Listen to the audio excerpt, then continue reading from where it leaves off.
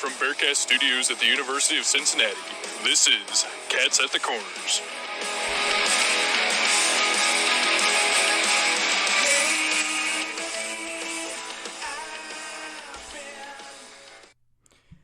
Happy Tuesday, and welcome to the Tuesday review show of Cats at the Corners. I'm Will Moore. I'll be your host for the next half hour, hanging out with you and breaking down the opening series of the year featuring your Cincinnati Bearcats on the road against the Gorgia State Panthers, in which the Bearcats would win the series 2-1 with a dual forfeit in the middle of that series. We'll get to everything you need to know that happened this weekend, but first, let's just get into some of the sports going on around the area. First up, we've got Bearcats lacrosse. Began the weekend with a win over Robert Morris 24-9, headlined by Cameron Callahan and Lauren Ottensmeyer, both with 5 goals. The Bearcats lacrosse team would actually face their first loss of the season on Sunday to Marquette, 19-13. However, Cameron Callahan tied a single-season school record with 8 goals on the day. Their next game is going to be Wednesday at 4 o'clock at Youngstown State. If you haven't yet, I'm going to keep encouraging you until you do so. Make sure you check out our lacrosse team. They're having a great year so far, and by the looks of it, possibly more records to break along the way. Next, we're going to move over to men's basketball. The men's basketball team beat UCF 73-71 in Orlando. That win came via a David DeJulius buzzer beater. Only left 0.2 seconds on the clock for the Knights. David DeJulius on the day had 16 points, 3 assists, and 5 boards. The Bearcats are back in action Wednesday at Fifth Third Arena, hosting Temple. Moving over to women's basketball, the women's Bearcats lost to the Green Wave of Tulane, 54-65. They will be back in action Wednesday, 8 o'clock at Memphis. And then we're going to move over to hockey real quick. Blue Jackets defeated the Dallas Stars on Saturday 4-1. Ty Delandra scored the only goal for the Stars. The Blue Jackets scorers were Matthew Olivier, Eric Robinson, Adam Boakfist, and Liam Foodie. Foodie scoring his first goal in the National Hockey League. Then after that, the Blue Jackets would go on to lose to the Arizona Coyotes in overtime, 2-3. Goals scored by Boone Jenner and Patrick Laine for the Blue Jackets, and for Arizona, goal scorers were Travis Boyd, Barrett Hayton, and Nick Schmaltz. The Blue Jackets' next game is Thursday at Nationwide Arena, where they will be hosting the Minnesota Wild. Moving over to racing, if you were keeping up with the Daytona 500, Ricky Stenhouse Jr. won the Daytona 500 for Chevrolet Motorsports. That's going to wrap up our sports overview. Now we're going to move on to sports overview for college baseball. First, we're going to go into the American Athletic Conference weekly honors. First up, Player of the Week, Justin Wilcoxon for ECU. Went 10-14 on the weekend. And then, Pitcher of the Week from UCF, Dom Stagliano. Moving on to the honor roll, we're going to start out with our guy, Ryan Nicholson. Ryan Nicholson is on the AAC honor roll of the week. Hit 6 for 10 on the weekend, 4 runs, 2 RBI, and 1 home run. The rest of the honor roll consists of Ben McCabe from UCF, Zach Root from ECU, Braylon Skinner from Memphis, and Bobby Bozer from South Florida. Now let's get into some of the games that happened over this weekend. Number 11, ECU swept George Washington in a 3-game series. The highlight of that series was the final game of the series, where the Pirates won 23-5. So overall, just not a very close one down there. It was highlighted by Justin Wilcoxon, who had 3 hits with 4 runs and 4 RBI in that game, on his way to winning AAC Player of the Week. ECU is back in action tonight at Campbell for just one game, no series. Charlie Hodges will toe the slab for the Pirates, and he will face off against Hunter Lloyd for the Camels. Next, we're going to another sweep. UCF swept Siena in a 3-game series. And that series featured another game where a team reached 20 runs. Game 1 ended with a score of 22-5 in favor of the Knights. The Knights were led by redshirt senior Ben McCabe, who had 4 hits, 4 runs, and 5 RBI in that game, which ended up getting him a spot on this week's honor roll. The Knights are back in action against FAU at John Ulano Park. Evan Waterborough on the bump for FAU, and John Marlowe will start for the Knights. Moving on to Houston. Houston lost the series against Cal. The Golden Bears won the series 2-1. The highlight was Ian May for the Cal Golden Bears, who threw 8 shutout innings for the Golden Bears en route to a 7-0 win over the Cougars in Game 1 of the series. The Cougars will visit in-state rival UTSA on Wednesday at 6 o'clock, and then this weekend they will participate in the 2023 Kleberg Bank Classic that features Utah Incarnate Word and Texas A&M Corpus Christi. The Houston's first game will be Friday against Utah at Whataburger Field. Next, moving on to the Tulane Green Wave. They were swept this past weekend at UC Irvine. The Anteaters were led by Dub Gleed, who has a very interesting name. In Game 2, Gleed had 3 hits on the day and scored 1 run, leading to a 11-4 victory over the Green Wave.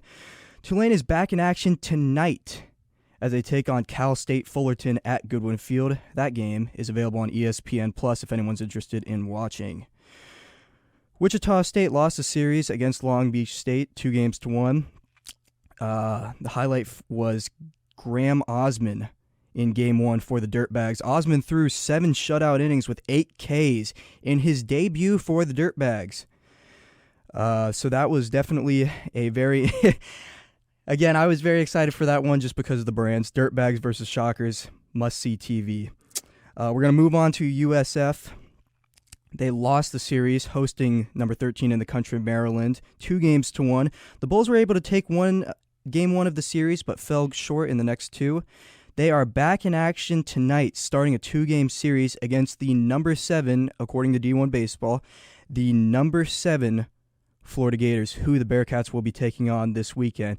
That game starts at 6 o'clock on ESPN+.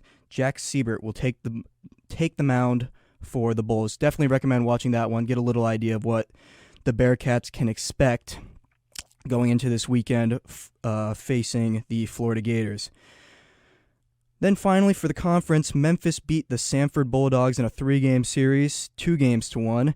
Their only loss on the series coming in Game 3 after 11 innings.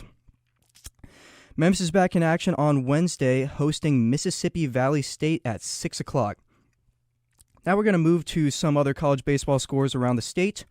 The Miami Redhawks were swept in a 3-game series last weekend against Georgia Tech. They will be back in action tonight against the Indiana Hoosiers. Game starts at 4 o'clock. Ohio State split their series against UConn 2-2 at the Snowbird Classic. The star for Ohio State being Isaiah Coupe, who threw 9 strikeouts in 6 innings, only giving up 1 hit and 1 walk, no runs. OSU will face a mix of GCU and Gonzaga starting Friday going into the weekend in Phoenix. And then finally, Norwood was swept this weekend by the number 20 Oregon Ducks in a 4-game series.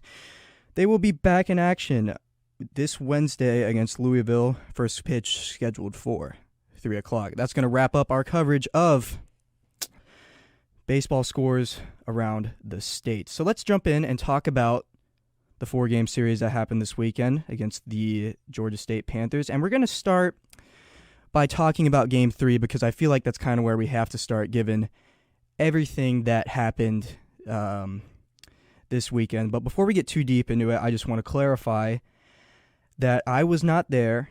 I did not see with my own eyes what happened. And so basically this is a report based on what we were hearing from the broadcast and kind of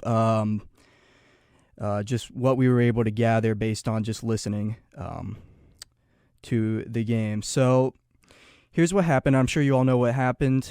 There was a altercation between Matt Ruiz and Lawton Brooks, which caused the benches to clear, led to some suspensions. So let's run through that. Let's run through that play real quick. So there was one out with a runner on first, and that was Matt Ruiz. Matt Ruiz took off on the pitch, and Max Ryerson hit the ball right to Lawton Brooks. Lawton then stepped on second and was taken out on the slide by Ruiz. He still was able to make the throw to first base, completing the double play, but then Brooks started talking to Ruiz. It seemed like they had words for each other based on what we heard. And then Ruiz pushed Brooks, causing the benches to clear. I don't know how, necessarily violent things got. It sounded like the coaches were able to get everyone under control very quickly. But of course, this led to a very lengthy discussion by the officials and then also with the coaches involved. And then it sounded like the officials were on the phone talking to the NCAA about what actions need to take. And according to the broadcast, this violated Rule 5-16-C. Leaving a dugout or bullpen at the time of a potential altercation is an immediate ejection plus 1 game suspension. So this pretty much resulted in a 1-game suspension for all the players involved when the bench is cleared. I have not seen anything about possible suspensions for Lawton Brooks and Matt Ruiz, but the assumption is that they will get more than 1 game because they instigated both benches to clear. So the game was halted, in essence, because all players were ejected. And originally it was marked as a suspension, and Game 4 of the series on Sunday was marked for review. We weren't sure if we were going to have that. And as of right now, the game results in a double forfeit. So both teams are going to lose, and stats will count for that game. And we did end up playing the game on Sunday. And so on Sunday's game, 11 players for the Bearcats served suspensions, and 18 for the Panthers. So the players that have already served suspension for the Bearcats are Dylan Broski, Brendan Garla, Garrett Harker, Chase Horst, Zach Siegel, Mitch White, Alex Shea, C.J. Dean, Cole Harding, and Cam Sheeler. So I wasn't totally clear on the timetable of when these suspensions have to be heard. Again, I have not seen anything official from the NCAA. This is just all based on the broadcast from the game and the broadcast from Sunday's game following up the incident. But it sounded like there is a time limit on when these suspensions have to be served, but luckily they don't have to all be served at once. Otherwise, we wouldn't have had a game on Sunday. So this shows that the NCAA is pretty serious when it comes to altercations on the field. They don't want anyone else coming on to get involved. And, it seems harsh when you think about it and you see that every player was ejected and receives a 1-game suspension. But again, that just shows how seriously the NCAA takes this and the severity of what happened. They don't really want any potential brawls, I guess, to get bigger than they have to be. So let's move on, and let's get into the overview of all the games that happened on this weekend, and we will, if we have time, maybe we'll circle back and talk a little bit more about Game 3. But we had 3 other games that went on this weekend, and so starting with Game 1, it started off as a pure pitcher's duel, no runs through 4 innings. And then the fifth inning, the Bearcats got on the board off a Lawton Brooks single that scored Kyle Shupman. The Panthers quickly responded in the bottom of the 5th via Luke Boynton's solo home run. It was 1-1 after 5. We're going to fast forward to the 7th inning. Alec Jones scored the sole run of the inning for the Bearcats by stealing home on a wild pitch. And then this is where things started to turn in favor of the Panthers. The Panthers would definitely turn it up this inning, scoring 6 runs, then followed it by scoring 5 runs in the 8th, which brought us to our final score of 2-12 in favor of the Panthers. Winning pitcher was Cam Jones. Losing pitcher was Jackson Murphy. And now I kind of stole this in a combination of from hockey and also the game balls that 12's Corner gives out after the games. If you don't already, make sure to follow 12's Corner on Twitter.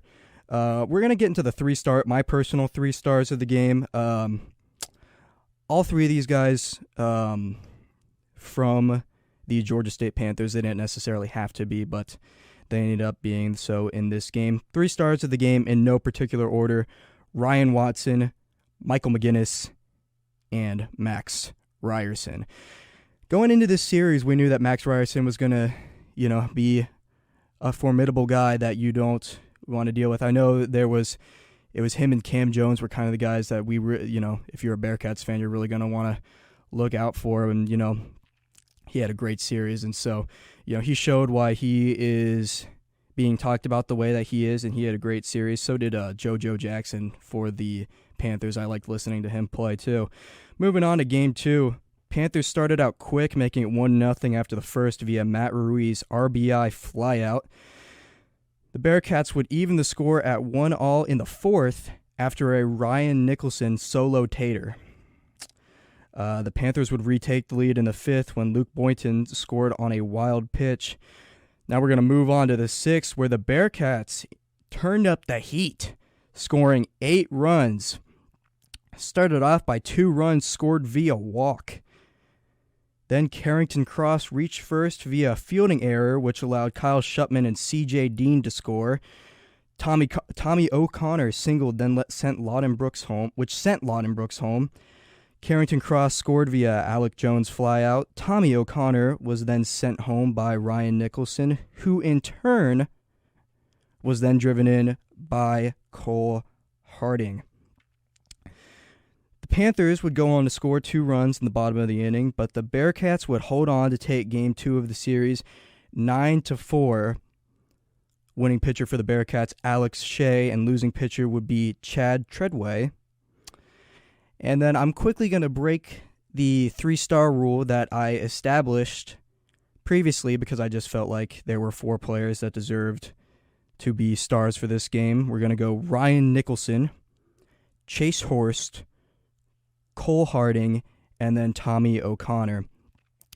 Just an overall great game for the Bearcats. You really, that was first game of the year. You kind of take it with a grain of salt, and you kind of take all these games with a grain of salt. We're just getting started. Guys are still getting into it a little bit. We are at the earliest point in the season that you can be. So the fact that the Bearcats were able to have an inning like they did in the 6th and turn it up was really a great thing to hear. And of course, that's something that the fans love. That puts butts in seats. So always love to have a productive inning on offense.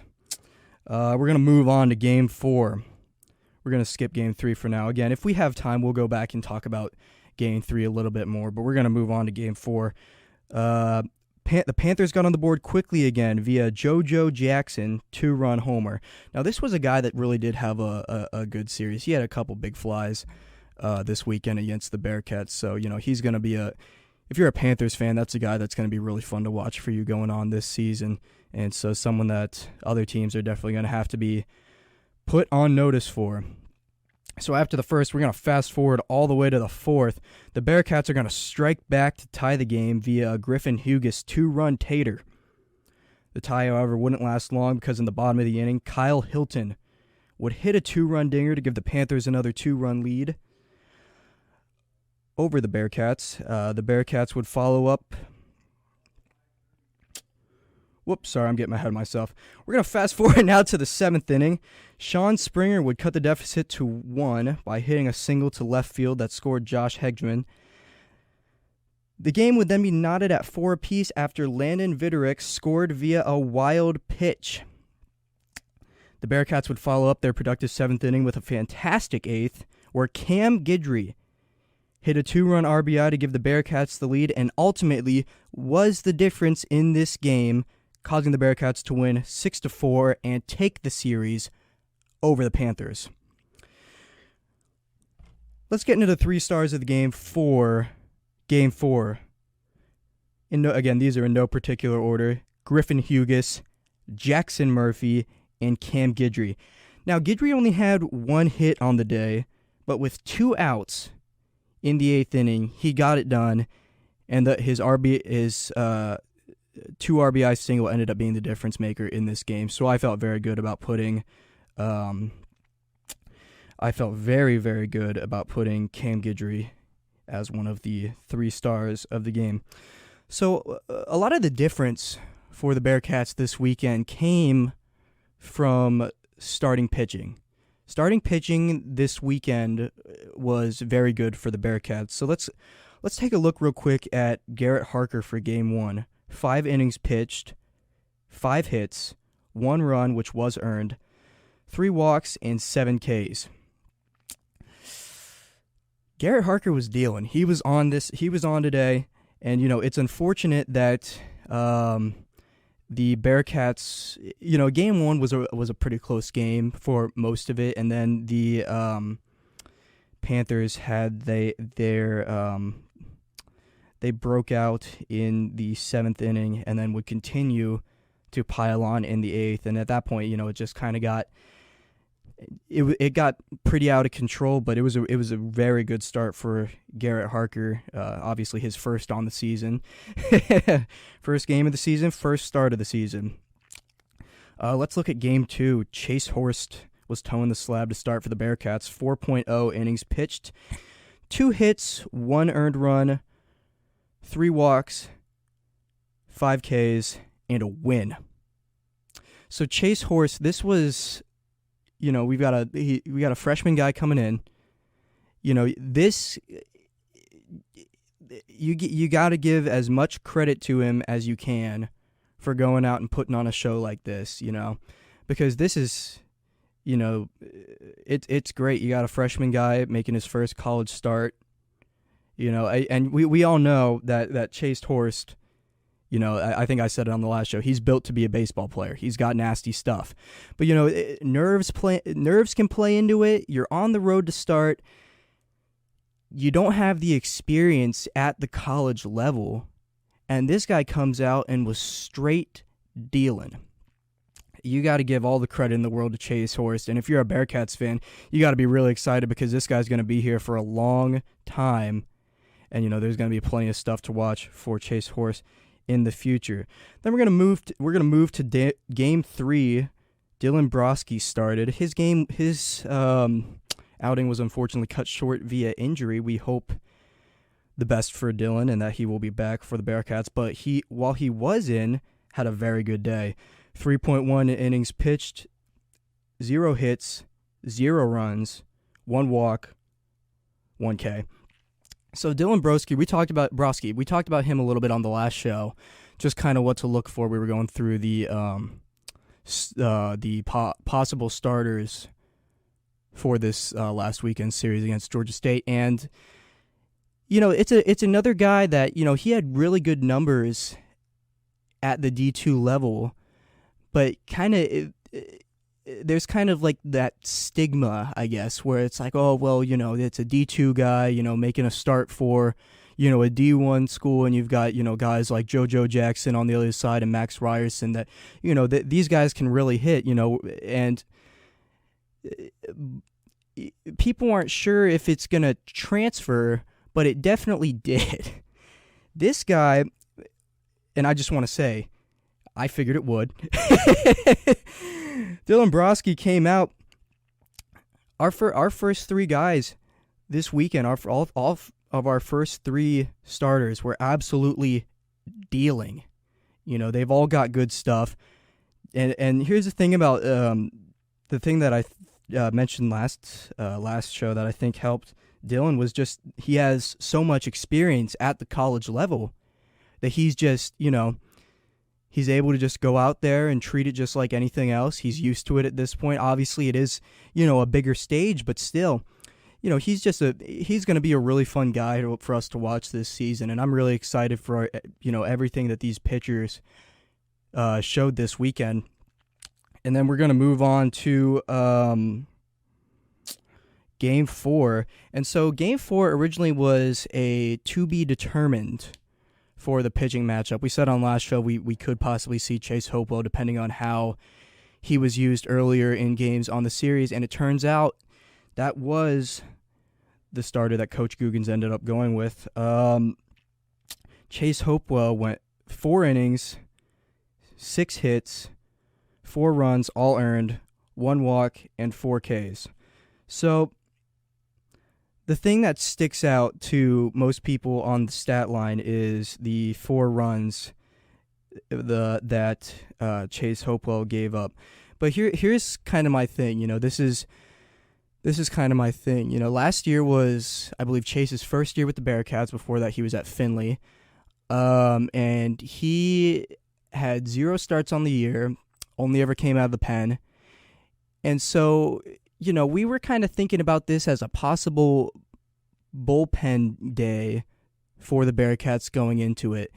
And so you get Chase Hopewell starting, and what does he do? He takes up 4 innings. And that's very important, especially on a day where the Bearcats were, missing a lot of depth. We still had, I believe, 8 pitchers on the day, but look, he took up innings. The Bearcats are very, in the past, especially last year, they won a lot of games by outscoring people. Chase Hopewell has great stuff, and he was able to take up 4 innings for the Bearcats.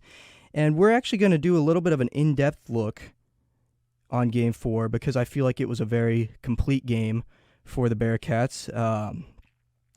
So yeah, I'm not going to sit here and state the obviously, no pitcher wants to give up 4 runs, but he went out there, did his job, took up 4 innings, and I think, in his first start for the Bearcats, I think it was fine. So we're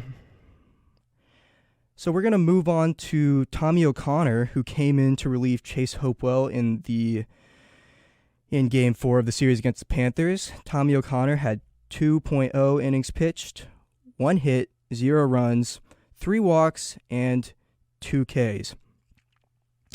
So we go from Chase Hopewell, and then we throw Tommy O'Connor in on the mound, and he just has he has a solid performance.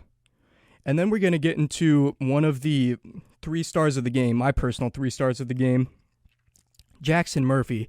And so I want to rewind real quick to Jackson Murphy's outing during Game 1. So he came in to relieve Garrett Harker in the bottom of the 6th, gave up 1 hit to Jesse Donahue, and left him stranded. Standing stranded. Then we move on to the 7th, and he was responsible for 3 runs on the stat sheet, was taken out after the first run scored, but was responsible for 3 runs on the stat sheet and was credited as the losing pitcher for the game.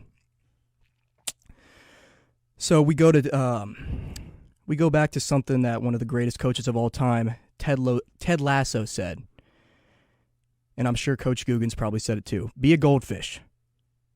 Be a goldfish, and that's exactly what Jackson Murphy did. You can, if you have kind of a not a great outing, and then you get taken out, and then all of a sudden Georgia State's piling on all these runs, and then they just keep scoring, and it kind of snowballed, and then all of a sudden the game's gone. And I'm not blaming that on Jackson Murphy, but I'm just saying, it can be easy to let that affect you in your next start if you aren't, mentally tough. And so then we move on to the fast forward to Sunday. He's brought in to relieve Tommy O'Connor in the 7th.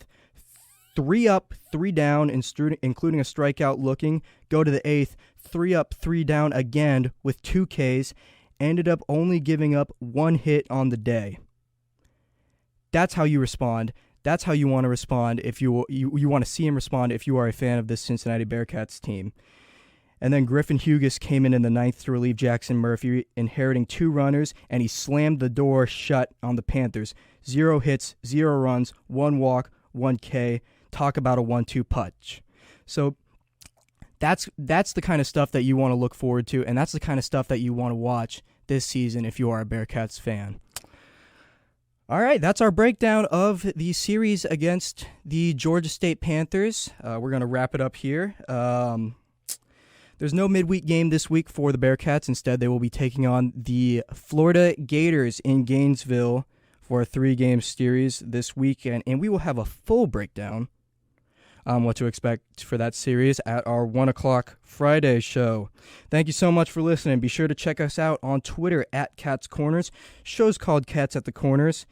And if you miss a show, no worries. We've got you covered. Episodes are available the same day on YouTube at Cats Corners, so be sure to subscribe if you don't want to miss a thing.